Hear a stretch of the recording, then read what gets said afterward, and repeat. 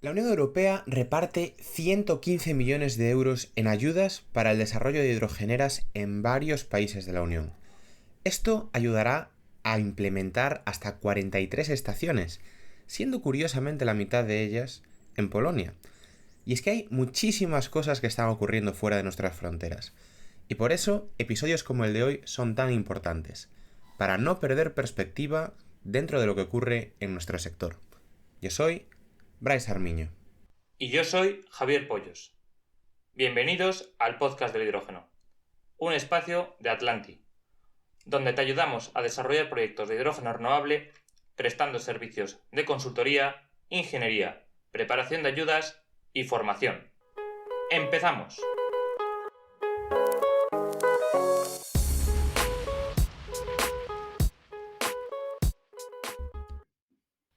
Pues hoy repite por tercera vez en el podcast del hidrógeno José Miguel Bermúdez. Como ya sabéis, desde hace unos años, analista especializado en hidrógeno y combustibles alternativos para la Agencia Internacional de la Energía. José Miguel, muy buenos días y gracias por hacer este hat trick en el podcast del hidrógeno. Hola, Brais Javier, muy buenos días y bueno, muchas gracias a vosotros por la invitación. Siempre es un placer venir y charlar un ratillo con vosotros y contaros un poquito lo que estamos haciendo en la agencia. Buenos días, José Miguel. Un placer tenerte aquí con nosotros de nuevo. Bienvenido a este hat-trick, como dice Bryce. Y empezamos ya directamente. No hace falta presentaciones. Yo creo que ya todo el mundo te conoce, tanto a ti como a la Agencia Internacional de la Energía. Así que directamente, José Miguel, desde tu última visita, el mundo del hidrógeno ha seguido evolucionando rápidamente, como comentábamos justo antes de esta grabación. Para empezar, nos gustaría que nos compartieras cuáles consideras que han sido los avances más significativos desde nuestra última conversación, que ya han pasado bastantes meses. Pues bueno, venga, buena manera de romper el hielo. Contrariamente a lo que hablamos en las últimas llamadas, yo creo que el tono de esta conversación va a ser un poquito menos optimista que en las últimas, porque es difícil hablar de avances significativos en el último año y medio. O sea, realmente seguimos viendo mucho interés en el hidrógeno, y señales positivas, pero no algo tan significativo como esperábamos ahora un par de años y ni como necesitamos, ¿no? que se avance en este sector. Pero bueno, sí que hemos visto señales positivas, ¿no? Por ejemplo, por poner algunos ejemplos, ¿eh? En el año 2023 pues fue un año récord en la instalación de electrólisis, ¿no? La capacidad instalada a nivel mundial se duplicó en un solo año, que es un dato muy positivo, alcanzó 1,3 gigavatios. Hemos visto que ahora China ha pasado a liderar claramente la instalación de electrólisis, tiene más o menos la mitad de la capacidad instalada mundial, pero bueno, también estamos viendo que algunos de estos proyectos están teniendo problemas importantes que tampoco hay que, o sea, no diría que no hay que preocuparse obviamente, pero tampoco hay que volverse locos con alguna de estas malas noticias, porque al final pues son proyectos novedosos pues este tipo de fallos o de problemas pues se podían esperar, ¿no? Hemos tenido algunos avances normativos importantes, yo que sé, los objetivos de la directiva de renovables, ¿no? De la Red 3 o de los actos delegados. Lo que pasa es que, hombre, estos eran avances normativos que esperábamos bastante antes de lo que han llegado, ¿no? Pero bueno, ya los tenemos ahí. Luego hemos visto, por ejemplo, más programas de apoyo, algunos que llevaban mucho tiempo anunciados, pero no acababan de implementarse, pues los hemos empezado a ver, ¿no? Pues ahí tenemos el European Hydrogen Bank, por ejemplo, ya hemos visto la primera subasta, y los resultados finales se van a anunciar en breves, pero bueno, que hemos visto un montón de proyectos presentándose y ya tenemos un poquito más de claridad de lo que pueden llegar a conseguir, ¿no? O, por ejemplo, el Low Carbon Hydrogen Business Model del Reino Unido, pues ya hemos visto también los primeros proyectos que están firmando ya los contratos de ayuda, ¿no? O sea que hay eh, son cosas que llevan mucho tiempo anunciadas, que llevan mucho tiempo esperándolas y bueno, ya se están poniendo en marcha, poco a poco, más poco a poco de lo que nos gustaría. Otra cosa que a mí sí me parece que es un avance bastante importante es que la Organización Internacional de Estándares, ¿no? La ISO, publicó finalmente una especificación técnica que todavía no es un estándar, pero es, digamos, el precursor de un estándar. De hecho, va a dar lugar a, a 3 estándares diferentes para la evaluación de las emisiones de gases de efecto invernadero relacionados con toda la cadena de valor del hidrógeno. Y esto es bastante interesante porque esto, pues, nos puede permitir evaluar de la misma manera, ¿no?, la intensidad de carbono o de gas, o de emisiones de gases de efecto invernadero que tiene la producción de hidrógeno, su conversión en distintos productos, su transporte, de manera que sean comparables las evaluaciones a lo largo del mundo, ¿no? Y otra cosa que también hemos visto un progreso positivo es que, pues, algunas de las economías avanzadas del mundo han comenzado a dar ayudas a través de los bancos de desarrollo a economías emergentes, ¿no? O economías en desarrollo. Es a una bastante pequeña escala, menos de lo que nos gustaría. Esto todavía no ha llevado a ningún proyecto a una decisión final de inversión, pero es importante porque, pues, si nosotros pensamos en nuestro escenario de cero emisiones netas a 2050, vemos que lo que hoy en día son economías emergentes son grandísimos productores de hidrógeno y de sus derivados, ¿no? Y estos primeros proyectos que es necesario desarrollar en estos países, pues sin este tipo de ayudas no va a ser posible que se lleven a cabo, ¿no?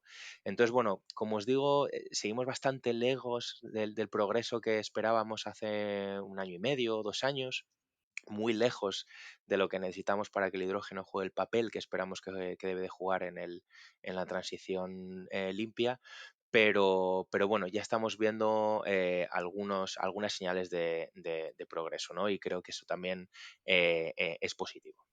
José Miguel, aprovecho para preguntarte una cosa que has mencionado, que creo que es muy interesante, que es la normalización o la estandarización, mejor dicho, del cálculo de las emisiones asociadas, porque sí que es cierto que, bueno, tú precisamente has venido aquí a comentar los actos delegados y uno de ellos pues ya establece esa metodología, pero la metodología no cubre, digamos, el life cycle assessment o no cubre todas esas emisiones a lo largo de la vida, ¿no? De la cadena de valor del hidrógeno, del proyecto de hidrógeno o posteriores combustibles sintéticos. ¿Esa norma que comentas es la 14067 o es otra que ha sacado ISO de forma adicional? Vale, realmente no recuerdo el número ahora mismo, pero como te digo, esta norma, perdón, todavía es una especificación técnica, es decir, aún no es un estándar Vale, vale. de la ISO. Va a dar lugar a 3 estándares, que el primero se supone que va a estar listo a finales de este año, el siguiente a finales del año que viene y el siguiente a finales de 2026. Y cada uno va a evaluar una parte de la cadena de valor, ¿vale? Uno va a ser para la parte de producción, otro para la parte de transformación y otro para la parte de transporte. Vale, vale, pues eso, interesantísimo porque además precisamente este último mes nos ha traído un poco de cabeza, vamos a decir, porque resulta que, bueno, luego iremos hablando de todo esto, ¿no? A lo largo del Ujú, episodio, pero muchos de los productos finales, ahora que ya bueno, tenemos muy claro lo que es el hidrógeno renovable, pero también el low carbon, sabemos que se está definiendo ahora mismo con el gas de carbonization package, ujú, pero claro, el cliente final, en muchas ocasiones, por ejemplo, con el tema del metanol, nos comentan, oye, la clasificación del precio se te va a pagar más, se te va a pagar menos en función del Carbon Intensity Score, es decir, en función de tu huella de carbono asociada. Y ahí ujú, vas a tener que empezar a tirar con todo lo que tú estás diciendo, ¿no? Vas a tener que empezar a tirar con estándares demostrando pues cómo has hecho todo ese cálculo y que va a tener un impacto en tu rentabilidad del proyecto, porque será un ujú. impacto vamos, en la huella de carbono asociado al final. Entonces, sí Claro, que me parece que es algo fundamental y eso lo tenía yo sí, pues totalmente perdido, a- vaya. aparte de esto, que obviamente de cara a lo que es el modelo de negocio que uno puede hacer es fundamental, pero no solo eso, otro tema que nosotros publicamos el año pasado, un informe, este era concretamente para el G7, pero lo que decíamos ahí es aplicable para todo el mundo, sobre el tema pues precisamente de las definiciones del hidrógeno.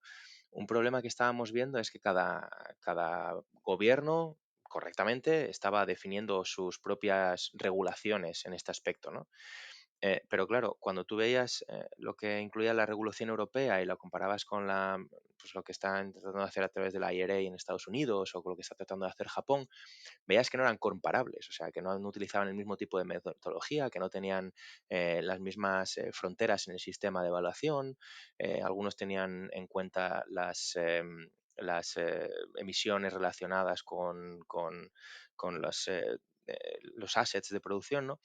Y esto pues hace que si yo soy un desarrollador de proyectos no lo sé, en Oman o en Arabia Saudí, que quiero exportar mi hidrógeno a la Unión Europea o a Japón o a donde sea, y tienen diferentes formas de medir, implica que me tengo que certificar a través de dos sistemas diferentes, ¿no? Esto es un coste adicional de transacción y esto lo que genera es lo que se llama falta de interoperabilidad en el mercado, ¿no?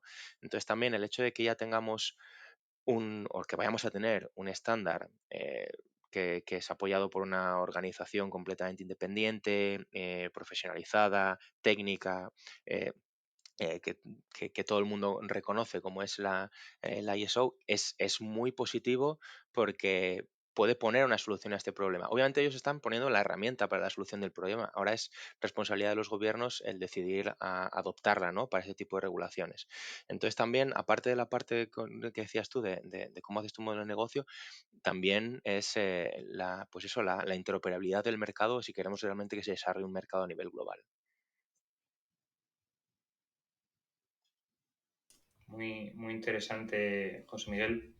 Está claro que hay cambios todo el rato y también me gustaría conocer ante estos cambios y lo que has comentado, ¿no? Las nuevas políticas, las nuevas normas que van sacando y quizás también las bajas previsiones o el desinfle, ¿no? De ese optimismo que teníamos hace un año, hace dos.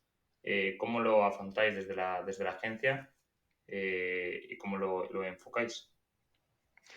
Bueno, yo creo que uno de los cambios importantes que hemos visto en los últimos 2 años más o menos es que si nos vamos unos años atrás, el hidrógeno solamente formaba parte del debate del cambio climático, ¿no? Cómo nos puede ayudar a descarbonizar nuestro sistema energético, nuestra economía.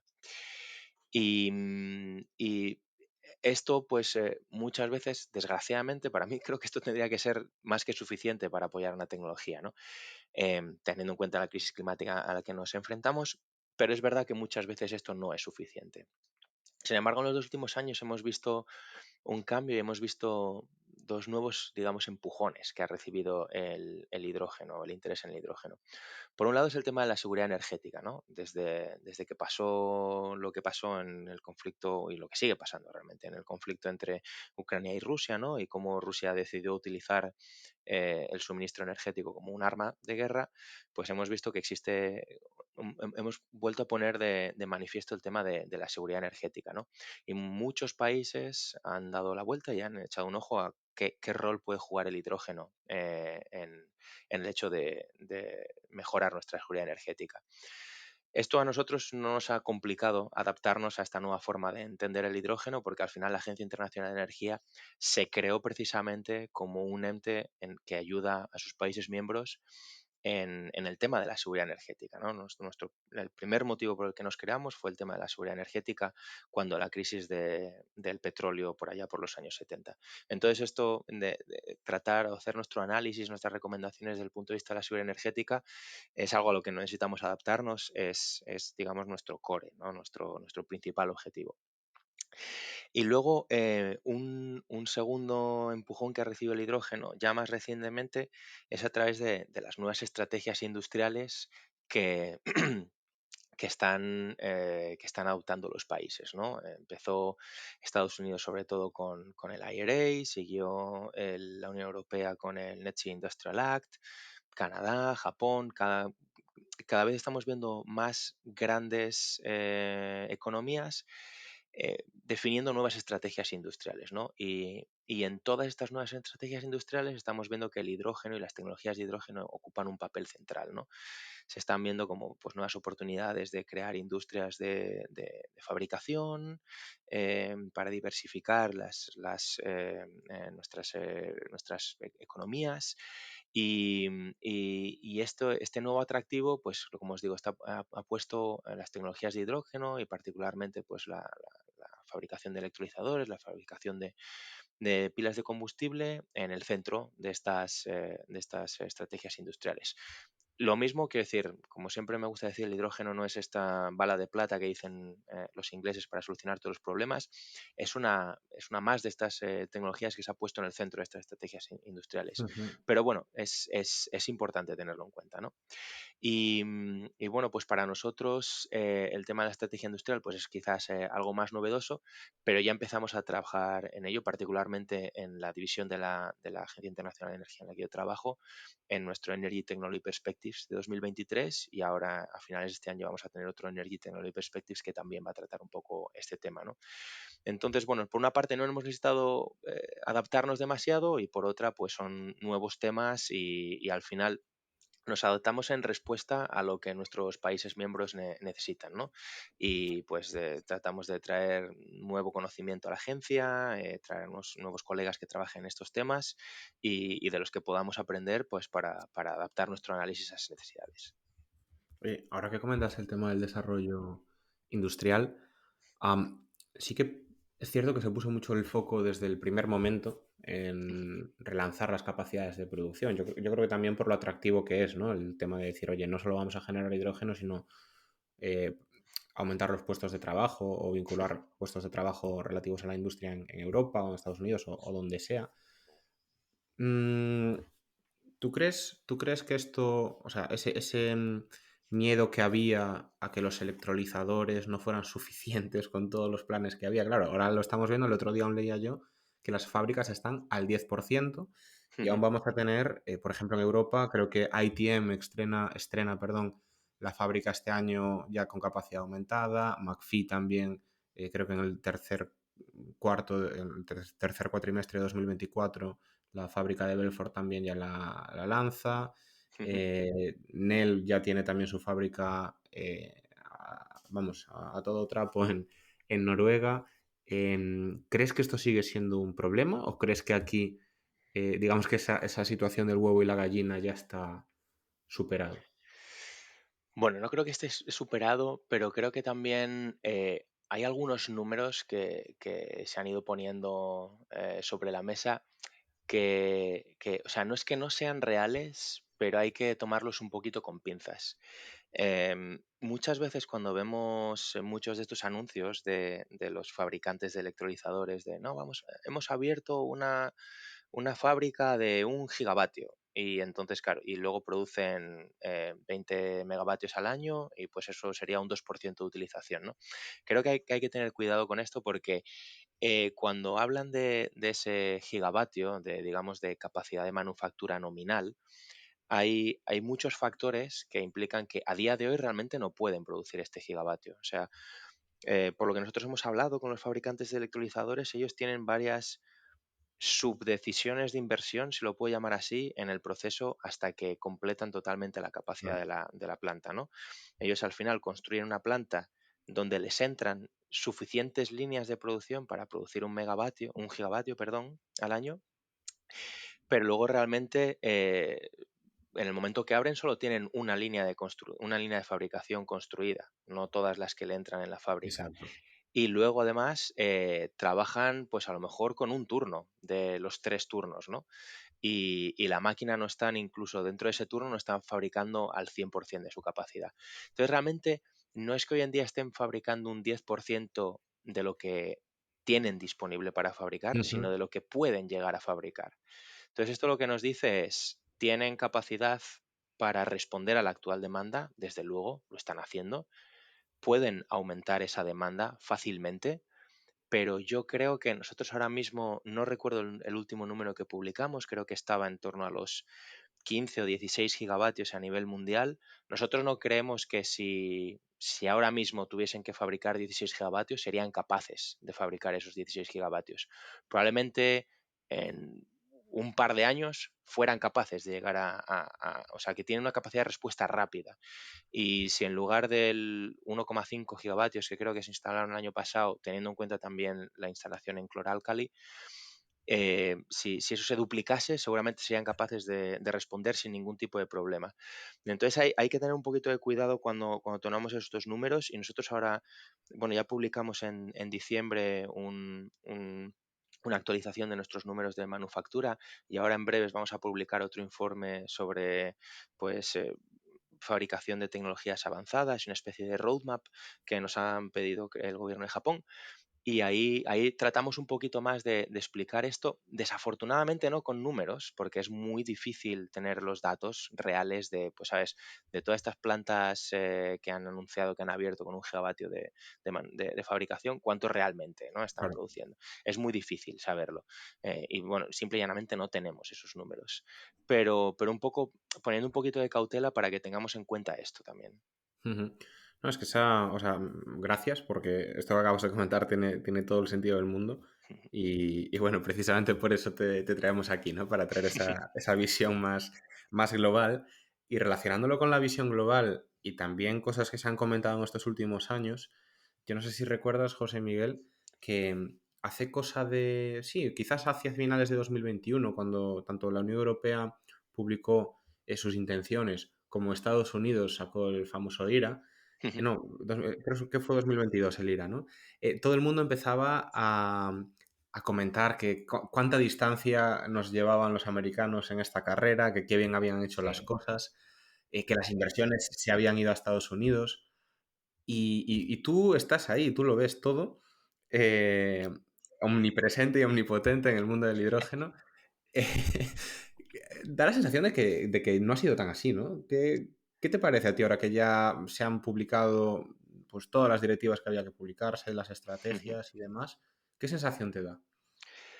A ver, nosotros cuando vimos cuando se publicó el IRA, sí que nos dio la sensación de, ostras, esto la verdad que esto hace una diferencia, porque una cosa que tenía el IRA, pero esto es más conceptualmente, es que era capaz de convertir a los proyectos en rentables, ¿no? O sea, realmente les daba esa ayuda al OPEX, que muchas veces es lo que hace realmente la diferencia. Pero claro, cuando hablaba al principio de que se han anunciado muchas cosas, pero pocas se han implementado, creo que el IRA es un buen ejemplo en el caso de Estados Unidos, y creo que los IPCEI en Europa también son un buen ejemplo de esto: anuncio, pero no pongo en marcha, ¿no? A día de hoy, y ya van casi, pues ya va más de 1 año y medio de que se publicó el IRA, no está clara la metodología con la que un proyecto va a poder certificarse en su intensidad de carbono para poder recibir la ayuda de 3 euros el kilogramo, o 1 euro el kilogramo, o 0,25 euros perdón, $3 el kilogramo, o 1 euro el kilogramo, o 0,5 dólares el kilogramo, ¿no? Entonces, esa claridad normativa que muchas veces reclamamos no existe. Por lo tanto, ha habido muy pocas decisiones finales de inversión, y muy pocas inversiones de las que se preveía, porque a día de hoy no saben si realmente van a ser capaces de recibir esos 3 euros por kilogramo o no. Una cosa parecida en el caso de Europa, ¿no? O sea, se hablaba de los IPCEI se anunciaron, creo que fue en el 2021, fue al poco de llegar yo a Sí. la agencia, y yo tengo la sensación de que me voy a ir a la agencia y va a haber un montón de IPCEIs que ya se han aprobado que no van a recibir el dinero. O sea, es que hay un montón de proyectos que han sido aprobados para el IFE y que no tienen la ayuda disponible aún, ¿no? Sí. Entonces, creo que lo que hizo la IRA fue, y sinceramente, nosotros hablábamos con las empresas y nos dijeron: todos nuestros proyectos en Estados Unidos han pasado a la cabeza de la lista de nuestros proyectos, las multinacionales, que tenían proyectos en desarrollo en Estados Unidos y en Europa. Entonces nos dijeron: todos nuestros proyectos han pasado a la cabeza de la lista. Ok, y hoy en día hablamos con ellas y dicen: sí, no, si los proyectos siguen arriba en la cabeza de la lista, pero aún no sabemos si vamos a poder o no. Entonces, pues de nuevo hemos vuelto a mirar a Europa, porque ahora Europa pues ha puesto en marcha, quiere decir, ya tienen la claridad de los actos delegados, ya tienen la claridad de los targets, que bueno, los targets, si queréis luego hablamos más, de que no hay tanta claridad como se piensa.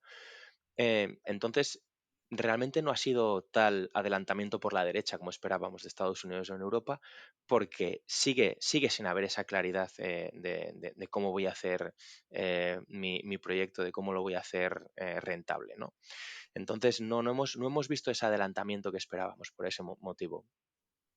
Pues fíjate, claro, esa sensación sí que también es la que da desde fuera, de que sí que es cierto que ahora Estados Unidos, creo que fue en el mes de diciembre o por ahí, que sacó algo muy similar a los actos delegados para esa Mm. clasificación como hidrógeno renovable, Sí, a pero consulta todavía... pública, ¿eh? Esto es importante Sí, tenerlo en cuenta. O sea, exacto, no exacto. está aprobado eso todavía. Exacto, y aún no se ha Ujú. aprobado. Desde diciembre Efectivamente. aún no se Ujú, han tomado pasos y sí que van por detrás.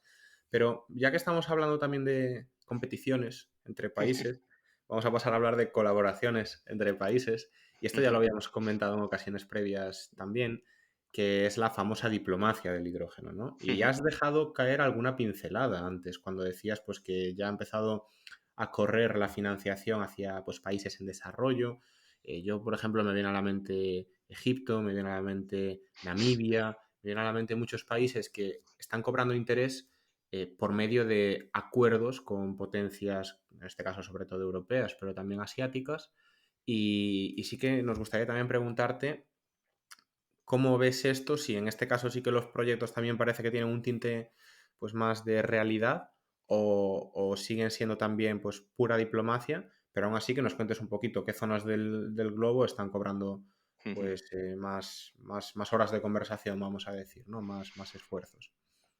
Sí, mira, realmente el tema de la diplomacia del hidrógeno sí está cobrando cada vez más importancia y creo que los países se han dado cuenta de pues qué países tienen mejores potenciales, el hecho de que el salto que tienen que dar es muy importante y no pueden hacerlo solos y hemos visto más y más en muchos foros internacionales el hidrógeno tomando importancia y los países reconociendo que quieren trabajar juntos para resolver algunos de los problemas, ¿no? Em, eh, creo que el tema de lo que hablábamos antes del estándar del International Standard Organization es un buen primer ejemplo de los que me gustaría poneros.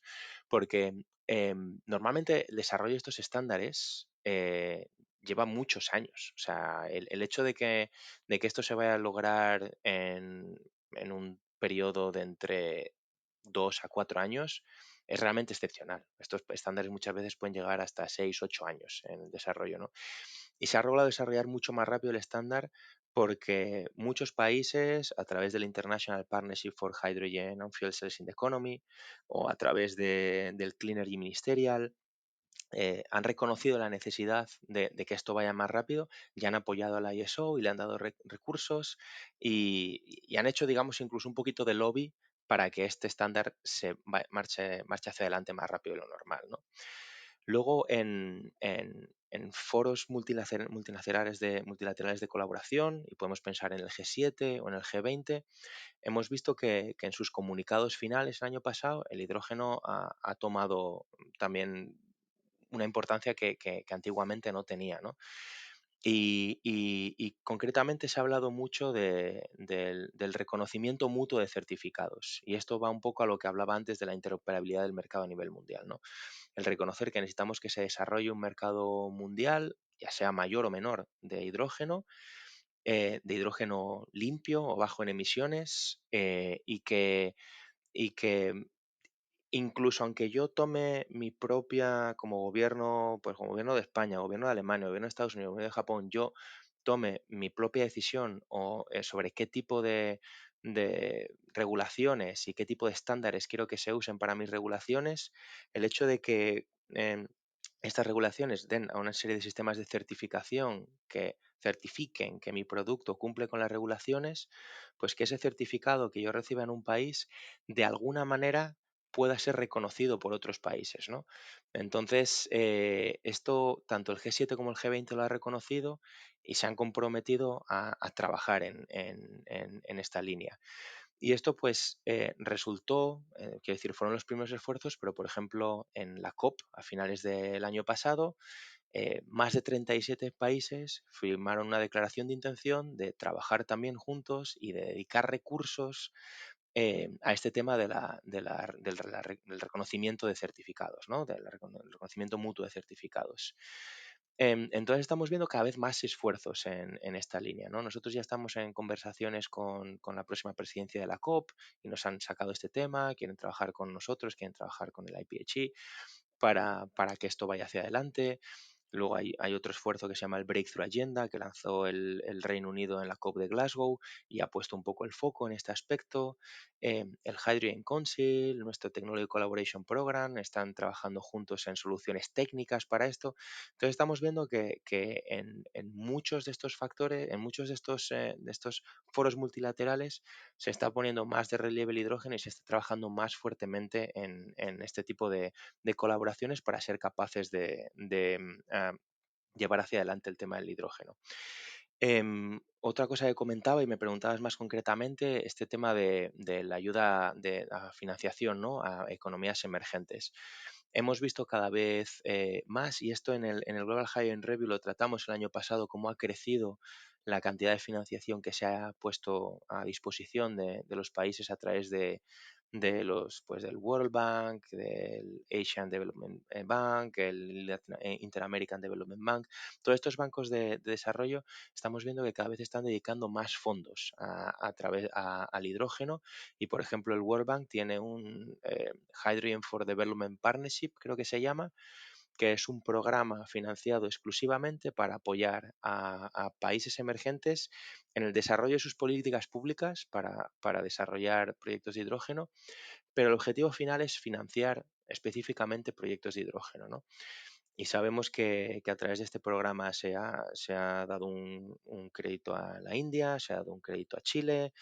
em, Namibia es otro país no sé si ya tiene un crédito o se le va a ayudar. O sea, estamos viendo algunos de los países que has nombrado y estamos viendo que algunos de estos países están siendo capaces de poner financiación a disposición de los proyectos, ¿no? Hemos visto algún progreso, por ejemplo, en India, bastante interesante y proyectos que están ya muy cerca de decisiones finales de inversión.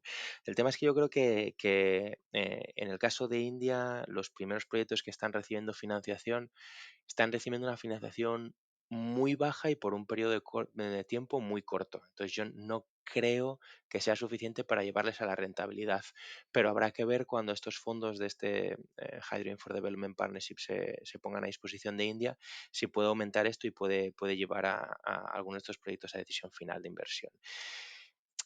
Son procesos que son largos, que llevan tiempo, están sometidos a mucho escrutinio porque son fondos muy importantes, o sea, cantidades de dinero muy importantes y claro, los países que donan quieren estar seguros que se van a utilizar de una manera limpia, de una manera transparente y que realmente sirvan para llevar Normal. adelante proyectos, ¿no? Entonces, esto es un proceso que va a llevar tiempo, pero bueno, os quiero decir que es que si vamos 2 años atrás no existían ni siquiera estos programas, ¿no? Entonces yo creo que el World Bank sobre todo ha dado un paso importante. Y luego otra vez a través de las Naciones Unidas, ¿no? Y su programa de carbonización industrial, ¿no? Y UNIDO también ha puesto una serie de programas de apoyo a proyectos de hidrógeno que tienen que recibir a través de inversión privada, tienen que igualar el programa, ¿no? Entonces yo creo que sí vamos a ir viendo alguna cosa yendo hacia adelante y esto es importante. Una vez más, no a la escala ni a la velocidad que nos gustaría, pero bueno, poco progreso es mejor que ningún progreso. Joder, poco progreso, pero estáis en todos lados, ¿eh? Bueno, está Europa en todos lados, hay líneas para todos los países y localizaciones. Hemos hablado también de fuera, ¿no? De la diplomacia del hidrógeno, pero no quiero pasar por alto eso que has dicho de comentemos cómo de claro están los objetivos de la Unión Europea con respecto al hidrógeno. Que has comentado algo de que no estaba del todo claro. ¿Puedes ahí contarnos un poco más a qué te refieres? Sí, bueno, o sea, lo que vienen siendo los objetivos de la directiva renovable son muy claros, ¿no? Hay un porcentaje de hidrógeno en el sector industrial, que hoy en día utiliza el hidrógeno, los objetivos para el transporte son bastante claros, pero claro, lo que es bastante claro es que individualmente los países tienen que cumplir con estos objetivos. Pero ahora la directiva se tiene que transponer a cada una de las legislaciones nacionales y los países tienen libertad en decidir cómo la transponen y cómo se comprometen a cumplir estos objetivos. Es decir, el hecho de que este 42% de la demanda de hidrógeno se cumpla, se obtenga a través de los RFNBOs, ¿no? Los Renewable Fuels for Non-Biological Origin, no significa que los países estén obligados a mandatar a sus industrias a cumplir con esto, ¿no? Si yo como país individual de la Unión Europea puedo decidir que voy a ser capaz de cumplir este objetivo a través de ayudas a la producción o a través de ayudas a la demanda, a través de Carbon Contracts for Difference o a través de mandatos. Entonces, hasta que estas directivas no se transpongan a nivel nacional y las compañías que están desarrollando proyectos a nivel nacional tengan claro cuáles van a ser las ayudas que va a haber, cuáles van a ser los mandatos que va a haber, no existe una claridad regulatoria total, ¿no? Entonces, una vez más, cuando hablamos con las empresas, dicen, bueno, es un buen primer paso, pero claro, yo no sé realmente en Holanda, en España, en Alemania, en Dinamarca, cómo esto se va a trasladar a una regulación nacional a la que voy a estar en un obligado cumplimiento, ¿no? Solamente en el caso del sector aéreo, en el que este RefuelEU, en este caso, claramente hay un mandato a las compañías, si no me equivoco, a las compañías que suministran el combustible a las compañías aéreas, tienen un claro mandato de que un porcentaje de ese combustible tiene que venir de RFNBOs, ¿no? Es el único caso en el que hay una claridad regulatoria total, porque ya es, quiero decir, ese mandato de la Unión Europea ya es directamente a las compañías, ya no es a los Estados miembros que luego deciden cómo transponer esa directiva. Entonces, por eso os digo, lo- los targets o los objetivos de la directiva renovable son claros, pero aún no tenemos claro, quiero decir, aún no tiene claro la industria cómo va a tener que cumplirlos. Vale, vale, vale, vale. Entendido, ¿no? Que falta la ley, que cada país también decida cómo Ujú. aplicarlas en su propio terreno. Efectivamente. Mira, un caso es un poquito, no sé si es un gran ejemplo, pero creo que es el único ejemplo que tenemos realmente. Un caso donde incluso antes de que se aprobase la directiva ya decidieron transponerla, digamos, es el caso de Rumanía, ¿no? Rumanía ya ha mandatado a sus industrias el tema del 40% del uso industrial tiene que ser RFNBOs, el tema del transporte, ya lo ha mandatado. Problema, que claro, hoy en día la demanda industrial de hidrógeno en Rumanía es insignificante en lo que es el global de la Unión Europea, ¿no? Pero bueno, es un país que las industrias que estén allí ya tienen una claridad regulatoria total. Pero bueno, desgraciadamente no es uno de los grandes consumidores ni probablemente uno de los grandes productores de hidrógeno, ¿no? Entonces, el problema es que hoy en día, si yo estoy desarrollando un proyecto en Alemania, en España, en Polonia, en Holanda, en Italia, en Portugal, no sé realmente cuál va a ser la regulación o cómo esa regulación europea se va a transponer. Claro, claro, claro, claro. Pues entendida esa parte. Yo creo que ya cambiamos un poco de tercio y vamos a vuestros famosos reports y análisis, ¿no? Ujú, Que al final es una forma de plasmar todo lo que recabáis y recogéis sobre un papel o en un formato digital que la verdad que son súper útiles y nos dan una perspectiva muy, muy buena de cómo es el sector. Y uno de ellos es el Global Hydrogen Review, que sacáis anualmente, si no me ujú. equivoco. Sí. Te queríamos preguntar sobre este en concreto, bueno, o sobre datos más actualizados que tengas, ¿cómo has visto, también relacionándolo un poco con las perspectivas que se han ido cambiando, etcétera, etcétera, la demanda? ¿Cómo ha ido evolucionando la demanda en el sector de hidrógeno? Y si crees que va a ir para adelante, si crees que va a aumentar, Ujú. si crees que en los próximos años se va a enfocar hacia otro sector, ¿no? Como comentábamos, los combustibles sintéticos, hidrógeno puro, los hidroductos. Ujú. Que nos cuentes un poco aquí vuestra opinión. Sí, claro. Aquí me gustaría hacer una diferenciación entre lo que es la demanda para el hidrógeno y la demanda para lo que nosotros llamamos hidrógeno bajo en emisiones, que es básicamente hidrógeno producido a partir de energía renovable, a partir de biomasa o a partir de combustibles fósiles, pero con captura de carbono y almacenaje, ¿no? Claramente la demanda de hidrógeno va a seguir creciendo porque hoy en día el hidrógeno se demanda en fertilizantes, la población mundial crece, hace falta más comida, hace falta más fertilizantes, hay una demanda en acero, hay un montón de economías emergentes que demandan cada vez más acero y va a hacer falta más hidrógeno para la producción de acero. Entonces, claramente la demanda del hidrógeno va a seguir creciendo. Pero al final, el tema de que la demanda del hidrógeno crezca no es por sí positivo ni negativo. De hecho, si crece, pero la seguimos produciendo con combustibles fósiles sin ningún tipo de medidas de mitigación, pues al final el hecho de que crezca la demanda del hidrógeno no es positivo. La cuestión es si conseguimos que crezca la demanda de hidrógeno bajo en emisiones. Y esto es fundamental. Y en este caso, pues precisamente en el último Global Hydrogen Review, quisimos hacer lo que nosotros llamamos un special focus, ¿no? Un análisis específico en esta materia para entender, a ver, nosotros llevamos ya un par de años incluyendo en los informes toda esta enorme pipeline de proyectos anunciados, ¿no? Para la producción de hidrógeno bajo en emisiones.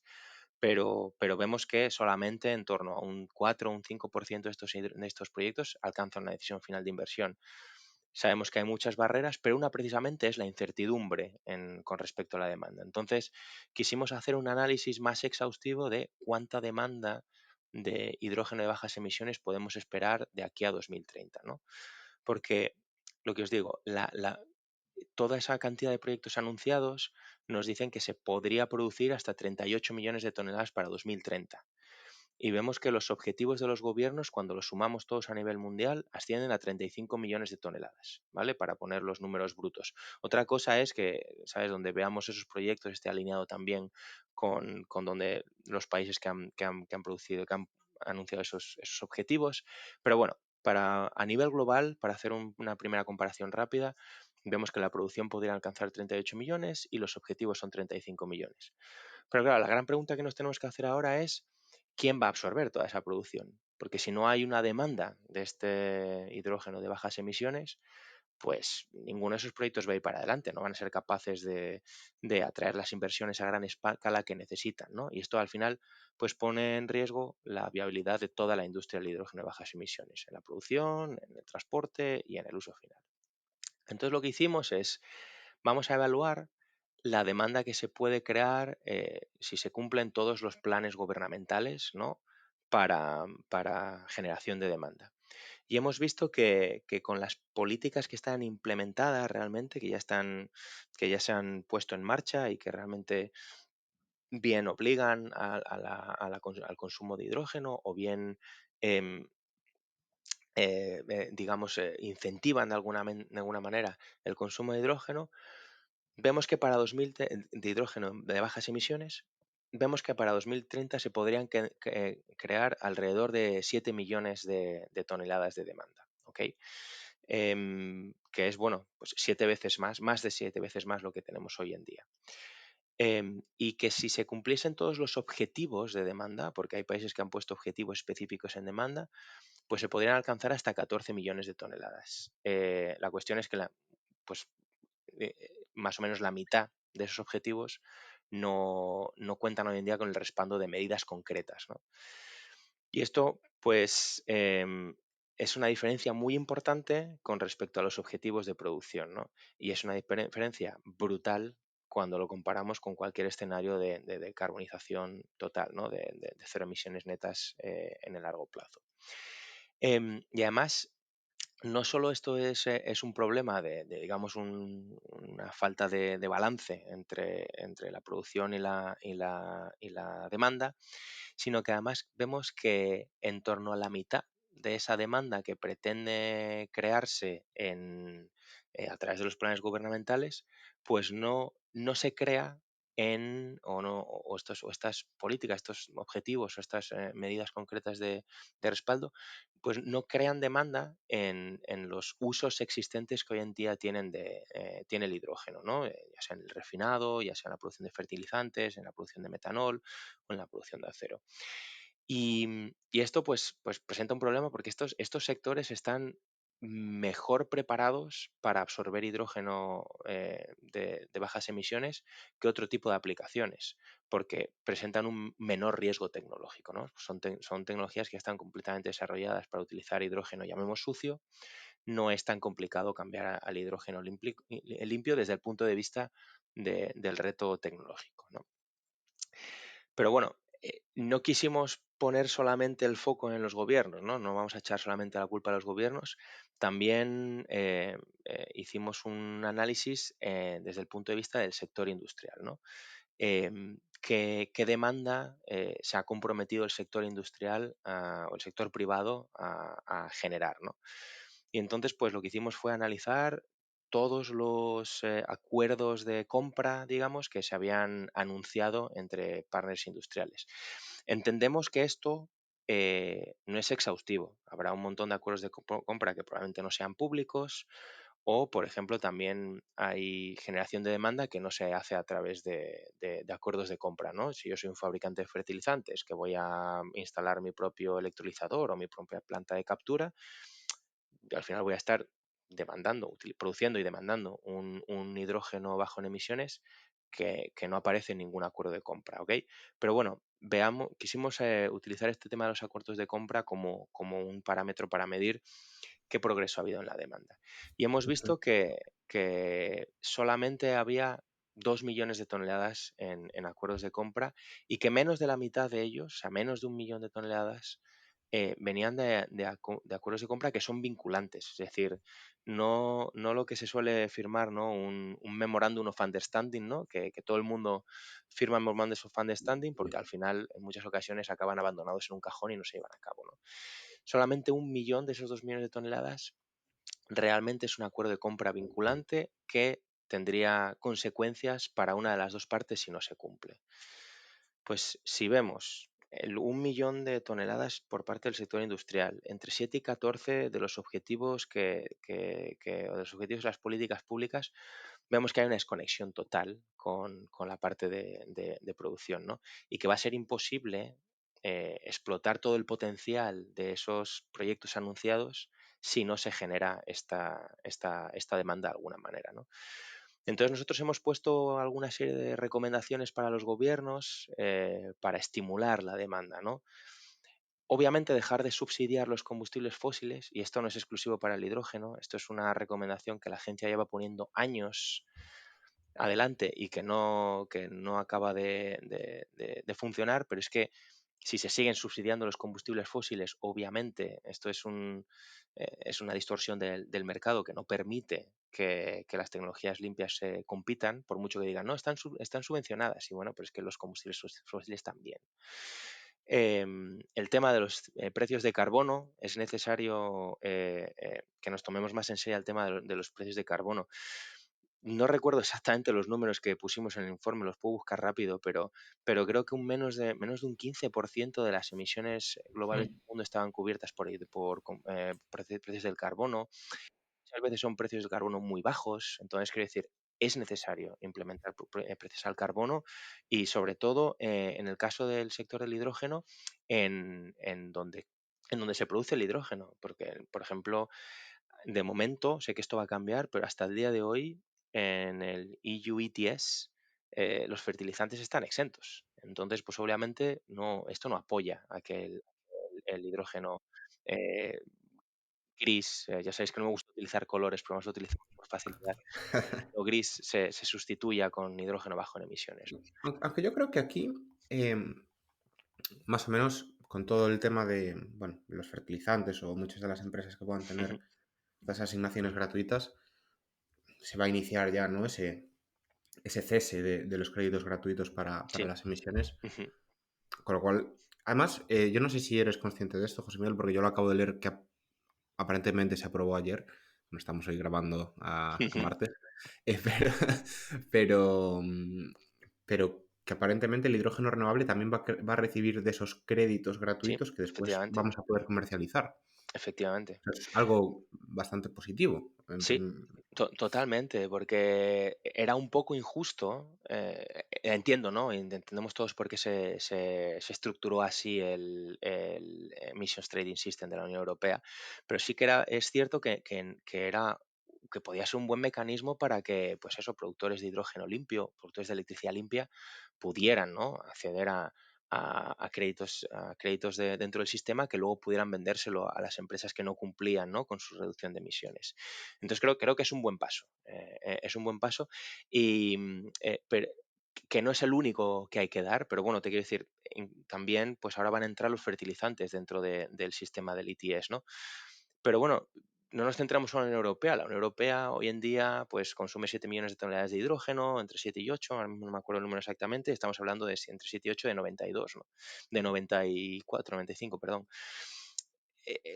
Insisto, solamente hay un pequeño porcentaje de las emisiones que están realmente cubiertas con precios del hidrógeno. Ujú. Entonces, son buenos pasos, pero hay que ir más allá. Y luego, otro tipo de cosas que hemos recomendado, pues es el tema de utilizar la regulación, ¿no? O sea, obviamente, ayudas en la forma de ayuda a los productores, ayuda a los consumidores, los Carbon Contracts for Difference, creemos que es un muy buen proceso para generar a la vez demanda y producción, pero bueno, también regulaciones, ¿no? El hecho de mandatar o de poner cuotas obligatorias, particularmente en los usos existentes, donde el hidrógeno limpio es la única solución, o también poner cuotas y mandatos en nuevos sectores que a lo mejor no sean específicos del hidrógeno, pero bueno, mandatos como el que se ha puesto ahora para el sector marítimo, ¿no? De combustibles limpios. Tú ya eliges si vas por biocombustibles, si vas por amoníaco, si vas por hidrógeno, pero tú me tienes que alcanzar un cierto porcentaje de combustibles que sean limpios en tu mix de combustibles que utilizas, ¿no? Porque esto al final va a ir generando demanda también. Entonces, es otra cosa que hemos dicho, oye, realmente hace falta poner este tipo de políticas públicas en marcha.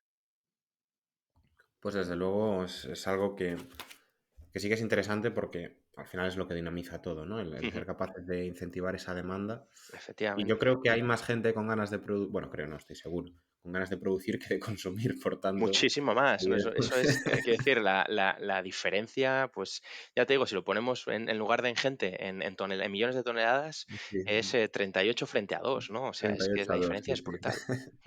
Entonces, quizás hayan sido los grandes olvidados, incluso ahora, ya no hablando de tanto de política, sino de subvenciones directas. Y, y gracias por traerlo y sobre todo gracias por traer también de nuevo, como comentábamos antes, esa visión global, porque a veces pensamos mucho en Europa, pero desde Claro, luego claro. esto va mucho más allá, va mucho más allá.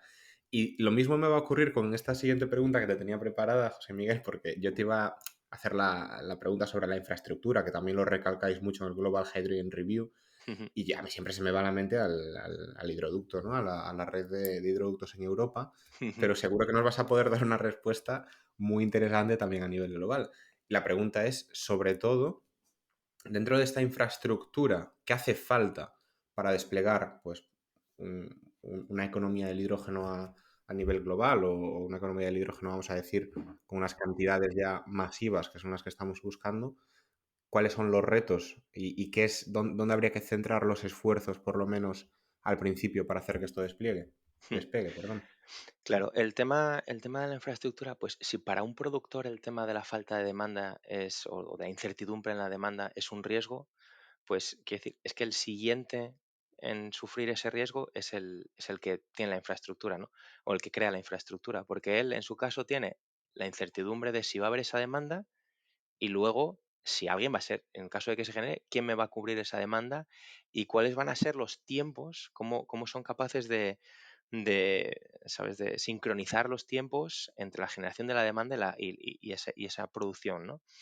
Y entonces es cuando yo pongo pues el hidroducto o también pongo la capacidad de almacenamiento de este hidrógeno para dar respuesta a la flexibilidad del sistema, ¿no? Y para ser capaz de lidiar con posibles problemas en el tema, en el suministro, ¿no? Entonces, claro, el nivel de incertidumbre al que se enfrentan las empresas que generan la infraestructura es espectacular. O sea, si es complicado para la gente de producción, no te quiero contar para la gente de infraestructuras. Y luego tienen otro tipo de retos. Y es que cuando pensamos en un hidroducto, particularmente un hidroducto a nivel de transmisión, estamos hablando de unas capacidades de transmisión que son enormes. O sea, em, el hecho de que yo tenga una demanda, pues a lo mejor de una planta de acero o de una planta de fertilizantes y luego tenga una serie de proyectos que le puedan dar esta demanda, no, no va a justificar por sí solo la capacidad que yo tengo de transmisión en un hidroducto. Pero claro, lo que yo no voy a hacer es construir un hidroducto pequeñito para dar respuesta a estos primeros proyectos. Entonces, otro reto al que se enfrentan es que durante bastante tiempo van a tener una infraestructura que tienen que sobredimensionar porque van a esperar una evolución de esa demanda y esa producción y va a estar infrautilizada. Con lo cual, lo que yo voy a cobrar para operar, para construir y operar esta infraestructura, no me va a justificar esta inversión, ¿no? Entonces, quiero decir, el nivel de incertidumbre al que se enfrentan los desarrolladores de infraestructuras es particularmente duro. Y luego hay otra cosa que en el tema de las infraestructuras es particularmente dañino, que son, y esto no es igual en todo el mundo, pero sí es bastante común en sitios que tienen una regulación muy potente, como es el caso de Europa, o como es el caso en general de las economías avanzadas, que es los tiempos de desarrollo de los proyectos, cuánto pesa el periodo de licenciamientos, de permisos, que en muchas ocasiones estamos hablando que pueden ser el 70 al 80% del tiempo del proyecto, ¿no? En el caso del hidrógeno no tenemos datos porque aún no ha habido este tipo de proyectos que vayan hacia adelante, pero podemos utilizar como un proxy el tema de los proyectos de desarrollo de infraestructura de gas natural, ¿no? Pues muchas veces hemos visto tuberías de transmisión que se han llevado más de 10 años en construirse, ¿no? Y realmente la construcción ha sido un par de años. Pero es que 8, 10, 12 años pueden haber sido los procesos de licencia, ¿no? Y los permisos. Entonces, este es un tema que tenemos que abordar para que podamos encontrar formas en las que estos procesos se aceleren. Al final, obviamente, tenemos que ser muy cuidadosos y se tienen que cumplir con todos los estándares ambientales, particularmente de consulta pública. Esto se tiene que garantizar, esto no nos lo podemos saltar. Pero ¿de qué manera podemos ser más eficientes? ¿De qué manera las distintas em, eh, autoridades involucradas, ¿no? Pueden trabajar de manera más eficiente? Porque otro reto de los proyectos de infraestructura es que si yo pongo un electrolizador, lo pongo, pues yo qué sé, tú, Brais, que eres gallego, ¿no? Pues lo voy a poner en Orense y pues tengo que trabajar con la Diputación de Orense y ya está. Pero es que si yo voy a poner una tubería entre Murcia y Orense, pues esa tubería va a pasar por Murcia, va a pasar por Castilla-La Mancha, va a pasar a lo mejor por Madrid, por Castilla-León y va a llegar hasta Orense, ¿no? Y tengo que trabajar con todas esas autoridades. Y luego además va a pasar por algunas zonas que va a ser el gobierno central el que tenga que entrar. Y luego van a estar también los ayuntamientos involucrados.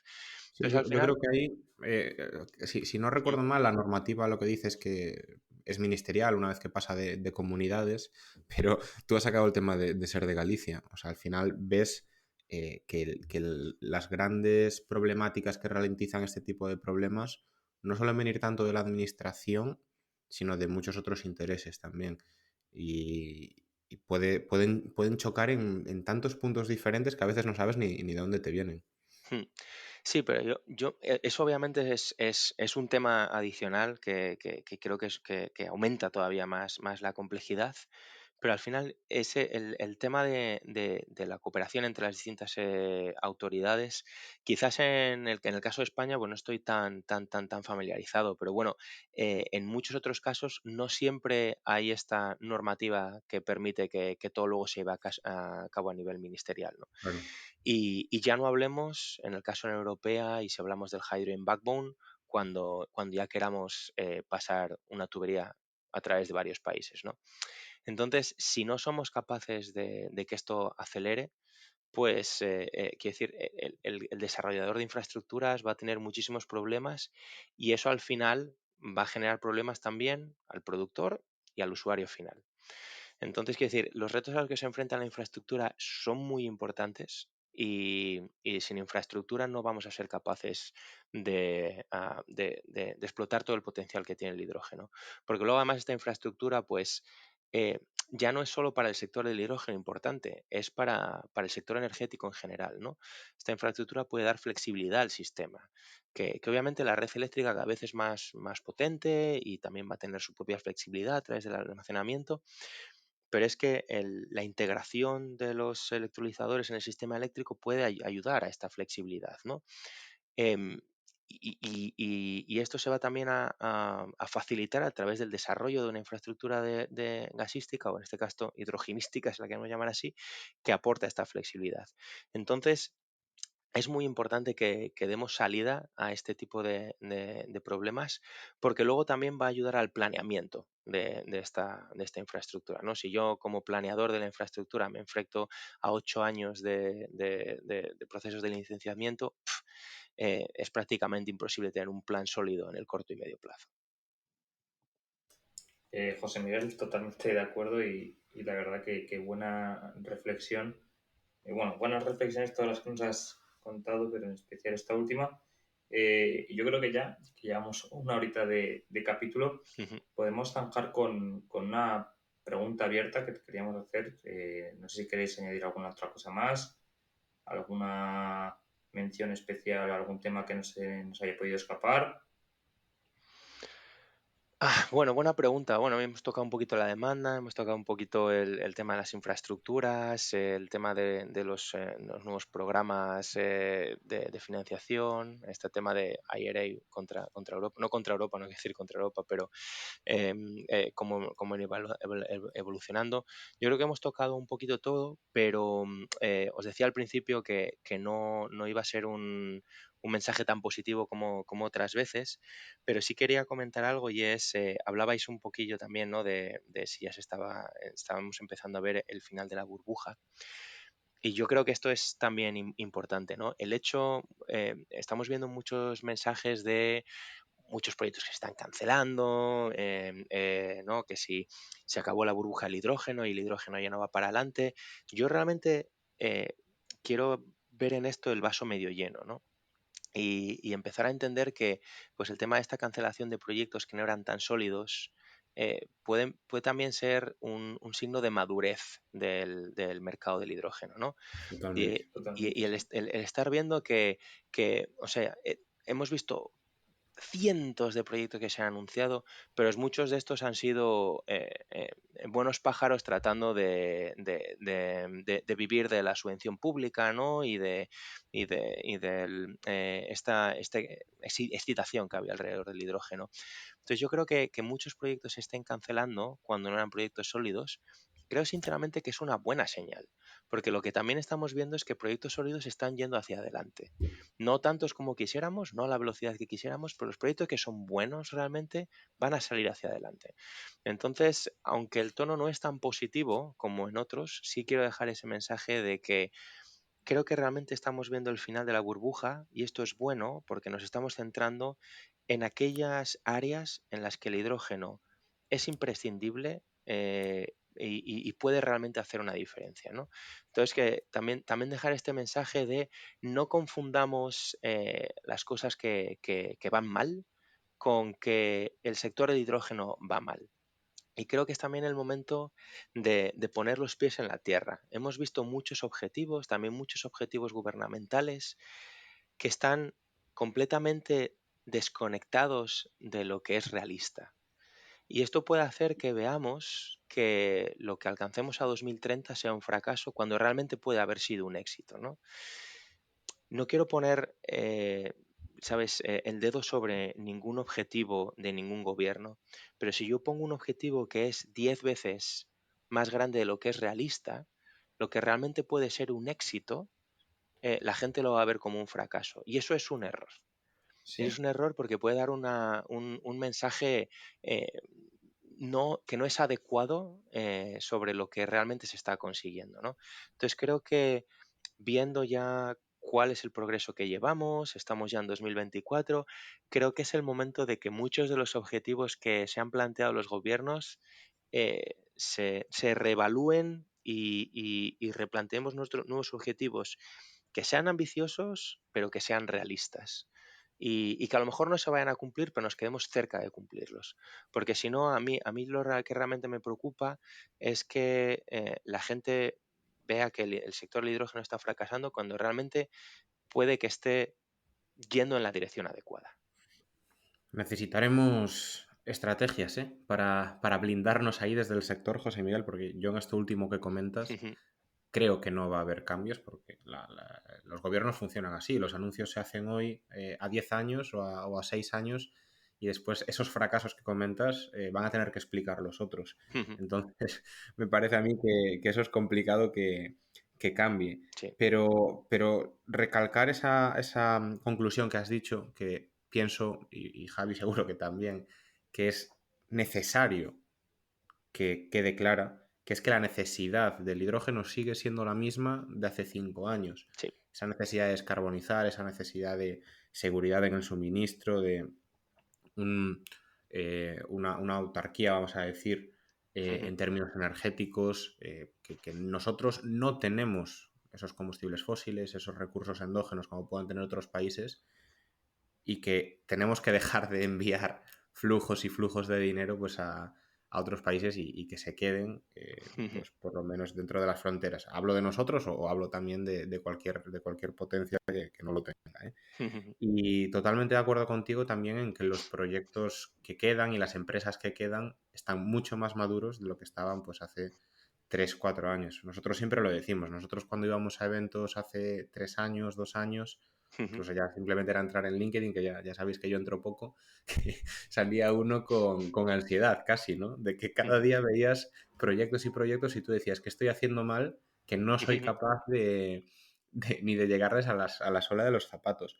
Y ahora mismo sí queda la sensación de que tú vas a hablar a un evento y este sentimiento que tienes tú, pues es el mismo, ¿no? Por parte de la gente. La gente dice, joder, es mucho más difícil de lo que parecía. Ya no solo los costes, que de verdad, nosotros hemos recibido alguna oferta de electrolizadores últimamente que te caes para atrás de lo que han sido capaces de rebajar los costes, Ujú. pero es que empiezas a toparte con lo que tú has dicho, dificultades en la tramitación, con temas de la red eléctrica, que personalmente creo que es el gran elefante en la habitación para el desarrollo del hidrógeno. Ujú. El tema de la demanda, que todo lo que planteabas en un PowerPoint, cuando llega la hora de ese MOU pasar a ser un contrato vinculante, mucha gente se ha echado atrás. De hecho, lo Sí. hemos visto en muchos subsidios que ha habido, pues que se han caído por culpa de esa demanda. Ha bajado el coste del gas natural y entonces muchas de las empresas que antes el hidrógeno era un poco de premium, pues ahora de repente es duplicar el coste de la energía.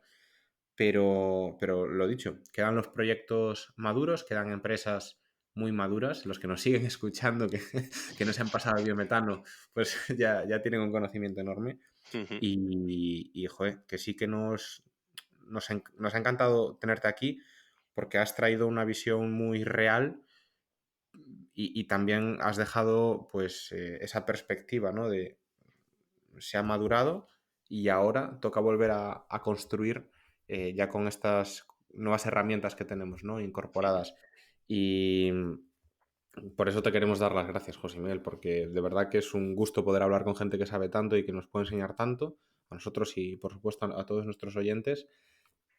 Y desde luego que va a haber, vamos a por la cuarta pronto, ¿no?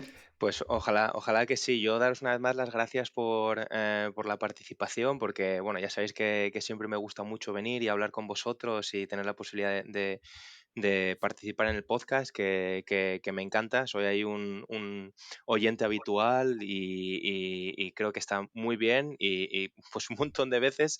Quiero decir, al final nosotros los informes que preparamos tratamos de beber de todas las fuentes que podamos de información y no os penséis que más de una vez no le he dicho a gente del equipo, oye, el otro día escuché en este podcast, esta gente, no voy a nombrar a nadie, pero esta gente, mirad a ver si echáis un ojo a este proyecto, yo creo que ya ya está saliendo adelante, no sé qué, o esta nueva aplicación, así que yo os agradezco un montón lo primero, el esfuerzo que hacéis por poner este podcast, que creo que está genial y a los frikis del hidrógeno nos viene muy bien, y la posibilidad de participar y de explicar un poquillo lo que estamos haciendo en la agencia.